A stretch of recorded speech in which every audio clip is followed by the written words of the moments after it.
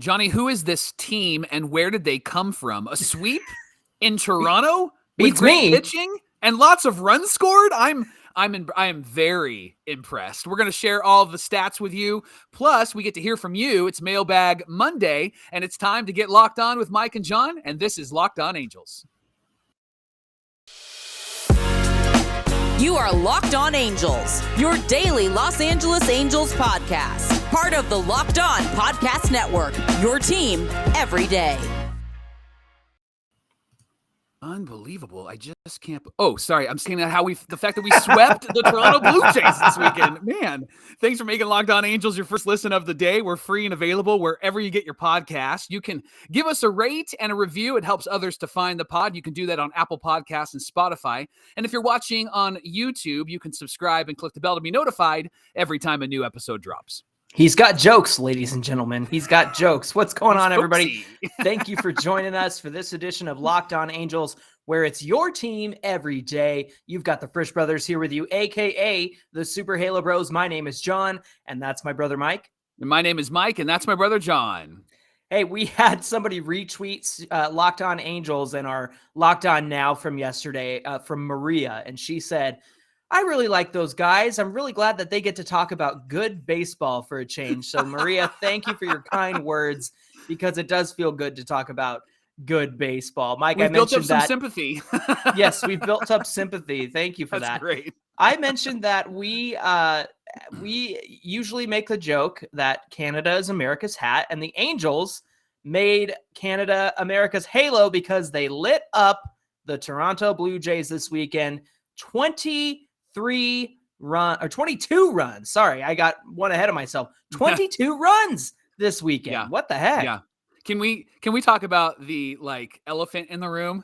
Yes. The fact that Jeremy Reed wasn't there and the Halo suddenly figured out how to hit. And I know there may not be a connection, but you know what? I'm going to make a connection, and I'm going to say this just is evidence that we need a fresh hitting approach, because this weekend they looked great. Let's start with Friday, John. 12-0. 12-0. And Joe Adell had 2 home runs, 4 hits. And then, of course, Mike Trout, his 27th home run. He passed GA for the most runs scored in Angel history. Fletch is a game changer in this lineup, man. Yes, and he had a 2-run double. Ohtani had a triple in that game. And then Velazquez is showing some pop again. He had a 2-run home run. And I got to tell you, I looked at Ryan Aguilar as somebody I'm going to pay attention to this weekend, and watching him, I was very impressed by 2 things. 1, he looked really, really calm. And 2, he looked like he belonged. Like he acted like he'd been there before. And his first 2 at-bats were really impressive.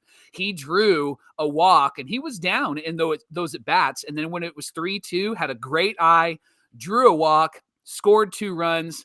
Such an impressive debut for him. And then on the pitching side, because we won 12-0, Detmers looked really, really good. Looked like the ace that we need. 4 hits, 3 walks, 5 Ks, 105 pitches. And then the bullpen came in and shut it down, and we got the victory on Friday. And it was one of those games where I kept asking the question out loud, who is this team? How are they winning? This is impressive. And it was great to get that first victory on Friday. It got so bad on Friday that they brought Whit Merrifield in to pitch for the Blue Jays. And that's where one of Joe Adell's home runs came from, by the way. Yeah. Velazquez, the guy changed his approach with a short, compact swing. And it just, he's got the power. He just needs to not swing like Barry Bonds when he's up there. Right. And perhaps, that approach is something he got away from with Mr. Jeremy Reed. I just can't.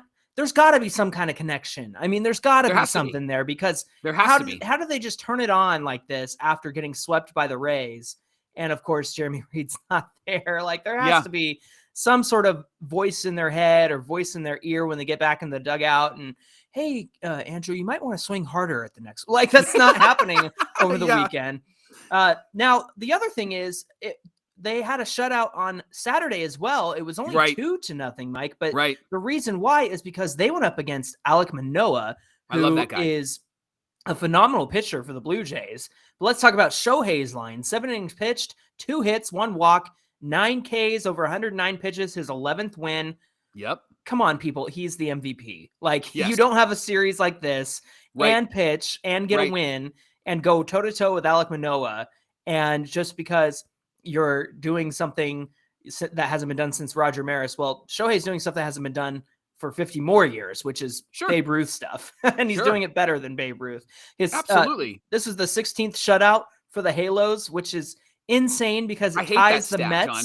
I know. I hate it. I hate it because it goes to show, like, this team is not a bad team. They're a good team, and they just have had a bad year. And I hate the fact that we have 16 shutouts and we're tied with the freaking Mets, and we're 20 games under 500. It drives me nuts, man. Rengifo. I'm reading my notes word for word. Geefy, right? He's Geefy. That's his nickname. Rengifo, I should say. He got the Angels on the board in the 6th inning with an RBI single. Ohtani beat out a potential double play, keeping the inning alive. And then Velazquez hits another home run, add-on run in the 9th. And then Ryan Aguilar gets his first major league hit, which was a double. Of course, his dad, who made the trip up to Toronto, was watching, and he was thrown out, stretching it into a triple. We'll talk about that with one of our voicemails later on. And then how about Sunday's game, Mike? That was fun to watch too. 8-3. Angels got the victory. Home runs from Trout, Ohtani. We had a Zook nuke from Suzuki. Right? And then I know, that's incredible. And then Rengifo had a home run. And Davidson actually didn't look too bad. He did go 4 innings. It was the walks that he really needs to clean up. Once he cleans that up, I think this is a guy who can go 5 to 6 innings because he didn't look terrible. What were your thoughts on Davidson? He's got to fix that command, and he's got to fix that location and the way that he falls off of the mound. He's really got to change and adapt to how he's throwing toward home plate. And so I think that once he does lock that down, look, he K'd 5 and he was fooling him up there, but it seemed like they figured him out around the 3rd time through the lineup. Do you remember in 2019 when we had Brad Ausmus as a manager, and he would not, for the life of any of us, let our starters go through the rotation a 3rd time? That drove me insane. And I'm starting to see, like, I could see how that analytics wise makes sense, but you got to let them try. And I appreciate the fact that they let Tucker Davidson go through a 3rd time, but it was evident that he was starting to get figured out. And then the bullpen did hold the lead pretty well. They had Andrew Wantz, Jaime Barria, Jesse Chavez didn't blow it. And then Gerardo Reyes, Mike, talk about him. I like him. I like that he throws really hard. He's got a live arm and potentially could be a strong candidate for the bullpen next year. And he's coming off of Tommy John, so he's still going to be a little bit wonky. So don't let like one outing be the definitive moment for Reyes, because I think that he actually could be somebody in the middle of that like 6-7 innings for the Halos. I think he could come in and take one of those innings and knock it out of the park next year, because he's just got a live fastball. He hit 97 yesterday. And now it's just a matter of actually getting back to being a pitcher and getting back to throwing strikes in the zone. And he gave up, I think he gave a home run and then gave up a couple of hits, but he closed it down and the Angels won that game. And I saw a really interesting stat. The pitching performance this weekend by the Halos, it matched a performance back in 2016 for the Halos. And in that like rotation was Santiago, Shoemaker, and Jared Weaver. Like we matched the stats of those 3 guys. First time in almost 7 years that we had a weekend like this. And so how much fun was it to watch the Halos play and play free? And how much fun was it to beat the Toronto Blue Jays on the day that they were celebrating their World Series from 1992. That was kind of fun to be able to do that. I enjoyed that. I don't know about you. Yeah, we're lucky we beat the Royals the night we celebrated 0-2 back a few months ago. Hey, we got Jose Suarez on the mound against the Yankees. The Angels are headed back to town. The Yankees are coming to town. And don't be too upset, Angel fans, if you're listening on the broadcast or you're watching TV and you just hear a bunch of Let's Go Yankee fans, because they come out of the woodwork every time the Yankees come to town. So that's just a natural part of life, I suppose. They're going to take on Frankie Montas, who was traded from the A's to the Yankees. Montas is somebody we had our eye on earlier this season when we talked about trade candidates, you know, back when we were good and we thought that we could use another pitcher in the rotation way back when. So that'll be an interesting matchup. Jose Suarez, speaking of good pitching, he's been really showing us something over the last few weeks. in all of his starts. So we're very excited to see what he can do on the mound tonight. One final note, Johnny, the overrated chant and then Ohtani's home run, I think was actually my favorite part. Triple, yes. yeah. And then him pitching really well. I think that was my favorite part this weekend. So beating them and celebrating on their 30th anniversary was great, but then the overrated and then him getting a hit and pitching really well, that was the best. I have to believe that was a small section of Toronto Blue Jays fans because they showed up to watch Shohei pitch on Saturday. It was insane there. And so, I have to believe that's a small section of fans who are bitter that Vladdy Jr. did not get MVP last year. So that's what I think happened. Well, coming up on Locked On Angels, it is Mailbag Monday, and we're going to answer all of your Angel questions. But first, Locked On Angels is brought to you by the National Highway Traffic Safety Administration. When you're hanging out with some friends, you're having a few drinks, sometimes a few can become a few too many. And as the evening comes to an end, people start to head out. You think about calling for a ride, but then you decide against it, and you decide to drive home because you're feeling okay. But the truth is, it might not be that you are okay, because buzz driving is drunk driving, and you know the risks. I know the risks of drunk driving, and the results are often tragic and deadly. However, it doesn't really stop many people from getting behind the wheel and driving under the influence. It's why law enforcement are out there right now looking for impaired drivers on our roads to save lives. So if you think that you're okay to drive after a few drinks, think again, play it safe. Plan to get a ride. It only takes one mistake to change your life or someone else's forever. Remember to drive sober or get pulled over. We want to thank you for making Locked On Angels your first listen of the day. And as we continue this episode, we're going to get into the Monday Mailbag. It's our favorite segments of the week. We've got two for you. Let's get into it right now with a voicemail. Guys, it's Ken from Pasadena again. Just a quick question. What do you guys think is going on with Mike Gallego? I mean, yesterday he told Ryan Aguilar to try to stretch a double into a triple, and he was out by a mile. And then not long ago, there were two triples. They tried to stretch into an inside the park home run, and Magnus Sierra was also out by, I think one was close and one was not so close, but just confusing. I don't know if it's just me or if those seem to be decent calls to anybody else. Thanks. Ken from Pasadena, thank you for your voicemail. Always good to hear from you, my friend. Mike, what do you think about his thoughts on Mike Gallego and him sending from third? I don't think it was a bad call to send Sierra and try to get the inside the park home run, because Sierra's quick. He's fast, and he's a great on-base runner. I do think, and I even watched that moment when Aguilar hit that double, and it should have been a double, not a triple, because he was cruising into second base, and then you could tell that he had started to shut it down, and then he looked up, and Gallego was telling him to go. And Mike's job is to read that. And so I don't see it as he's made three mistakes here. I think if I'm standing at third, I'm sending Sierra every single time because that guy's quick. I think it was a mistake to try to call him to third base, simply because Aguilar, it was his first major league hit. And so the guy's probably freaking out, right? His dad was freaking out. That was awesome. But I think second, you have to read your player as the third base coach. And Aguilar was already starting to cruise. And then if you go back and watch the highlights, he hit second base, and then there was kind of like a, oh, and he kind of just takes off and runs. And by the time he got to third, you could tell like, that wasn't a good idea. So I think it was a mistake to send him. I think the Sierra plays were not a mistake. I think you got to send him every single time. I have to think too that going up against Alek Manoah on Saturday, there's an urgency to score runs. And while the Angels did score 12-0 on Friday, I'm sure that they're terrified every time they have to go up against a good pitcher, because who knows what offense is going to show up. And fortunately, they squeaked out 2 runs in that game and were able to shut out the Blue Jays in that game. So I think that perhaps on Gallego's part, there probably was an urgency to get guys into scoring position closer. I understand that, second base is scoring position, but I think that's probably some of what contributed there as well. And Gallego has a lot of third base coaching experience too. He did a long time for the A's. He came back to them, which was cool after his career was over. But does it make you miss Dino Evil at all?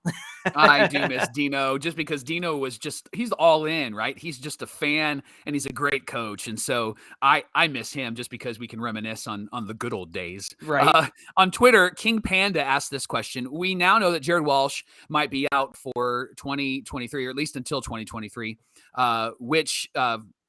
so he's talking about being a first baseman. Sorry, I'm reading this and my eyes went cross-eyed.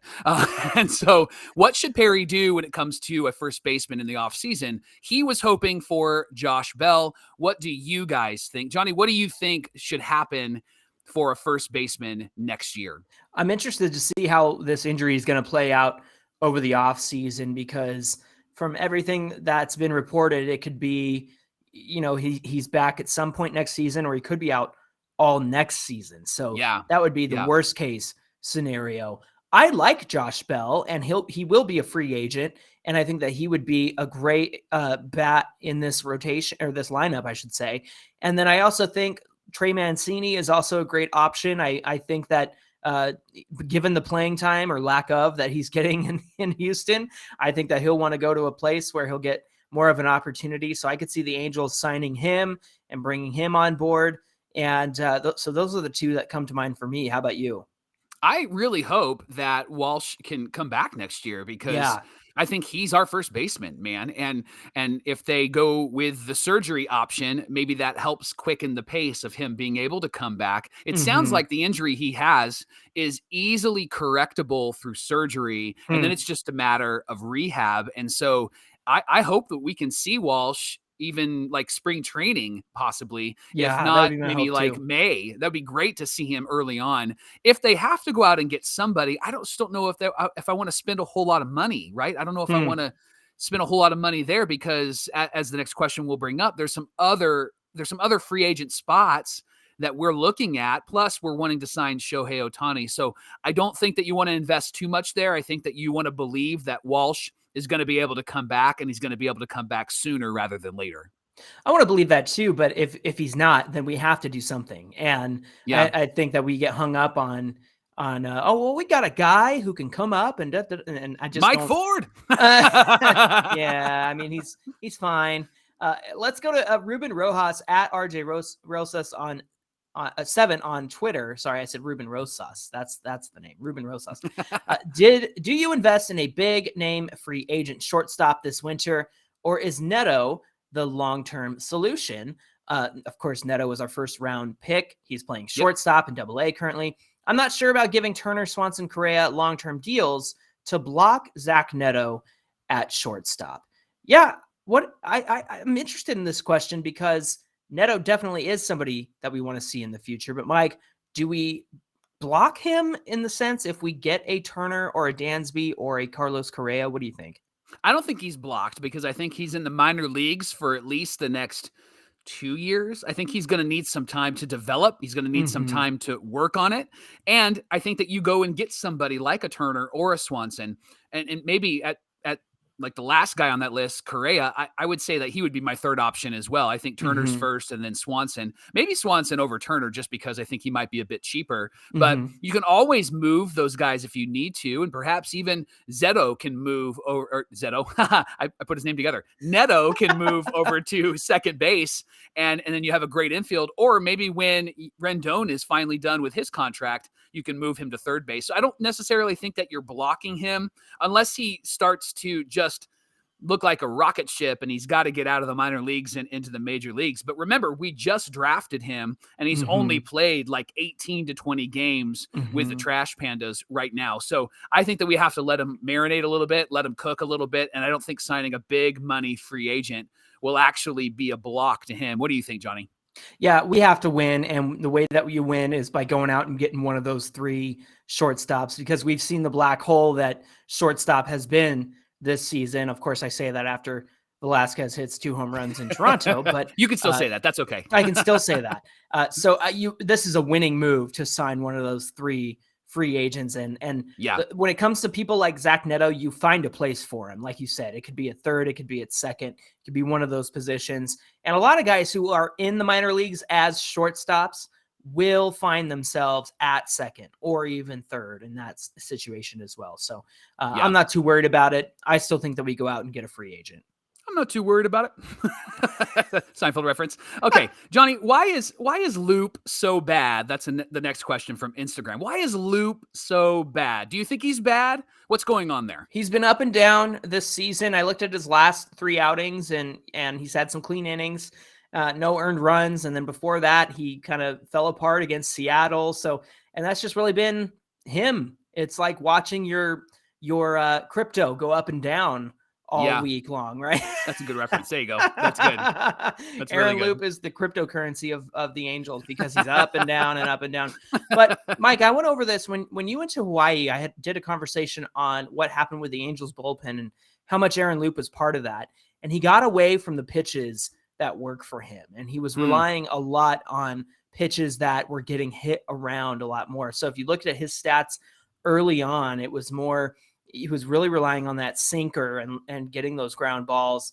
And he kind of got away from that for a little while. It seemed like he's turned it around some, even though he did kind of have a bad outing a few games ago. But I think that he will be able to turn it around because he's a big lefty arm.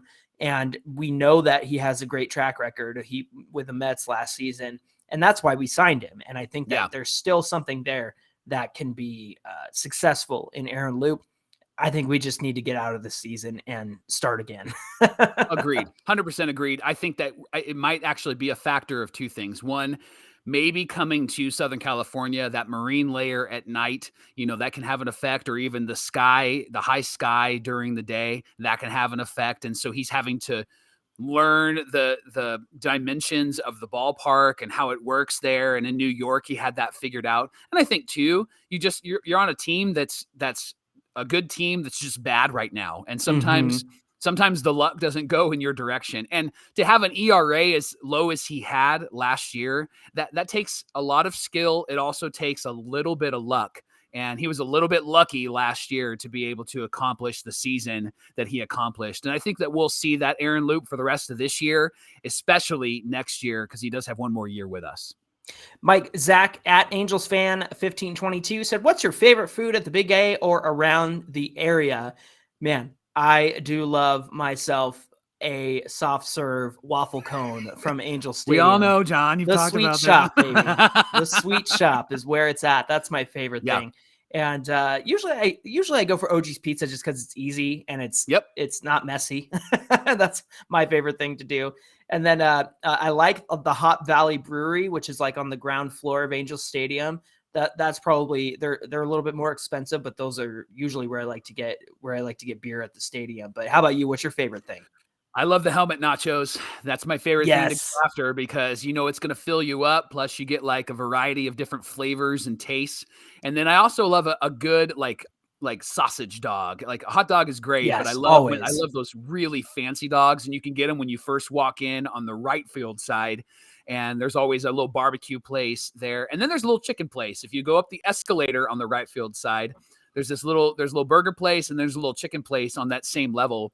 And they always seem to, I don't know, the food just hits different in those two places. Yes. And so those would be my two suggestions as you show up to the stadium. But helmet nachos is at the top of my list because they're just so good and they just hit the spot. I don't know if because you're at the stadium, but man, it hits the spot every single time. Yeah. And there's really nothing spectacular about OG's. It's pizza. You can trust it. And it fills you up. Trustworthy pizza. Yes, exactly. Well, thanks for making Locked On Angels your first listen of the day. We're going to continue with Mailbag Monday. Johnny, here's a question from Eggy Nikki on Instagram. Yes. Selling the team is a long process. Is that a concern that it might take more than a year to go through? What do you think? I am concerned that it won't get done as quickly as we would like it to. I do have to believe, though, that this has been in the process for a while.